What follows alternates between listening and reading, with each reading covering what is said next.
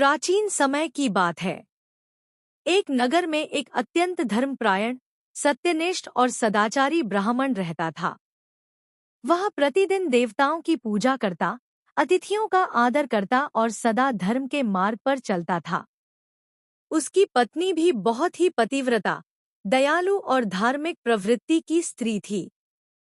घर में किसी वस्तु की कमी नहीं थी, क्योंकि देवगुरु बृहस्पति की कृपा सदैव उस परिवार पर बनी रहती थी। समय बीतने के साथ ब्राह्मण की पत्नी के मन में अभिमान आ गया। वह स्वयं को बहुत श्रेष्ठ समझने लगी और धीरे धीरे साधु संतों तथा ब्राह्मणों का सम्मान करना छोड़ दिया। गुरुवार के दिन भी वह पूजा पाठ में आलस्य करने लगी और पीले वस्त्र धारण करना, पीला भोजन करना तथा दान देना छोड़ दिया। बृहस्पति देव का क्रोध। जब देवगुरु बृहस्पति ने देखा कि उनके प्रति श्रद्धा और नियमों का पालन समाप्त हो रहा है, तो उन्होंने उस घर से अपनी कृपा हटा ली।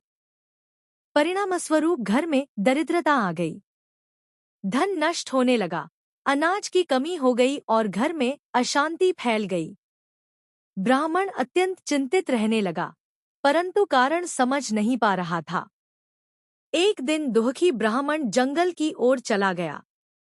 वहां उसकी भेंट एक साधु से हुई। ब्राह्मण ने साधु को अपनी सारी व्यथा सुनाई।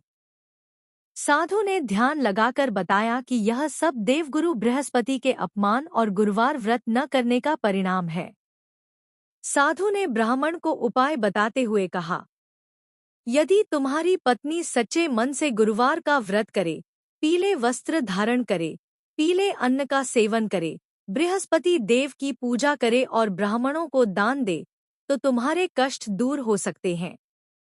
ब्राह्मण ने घर लौटकर पत्नी को सारी बात बताई। पत्नी को अपनी भूल का आभास हुआ। उसने मन ही मन देवगुरु बृहस्पति से क्षमा मांगी और निश्चय किया कि वह श्रद्धा और नियमपूर्वक गुरुवार व्रत करेगी।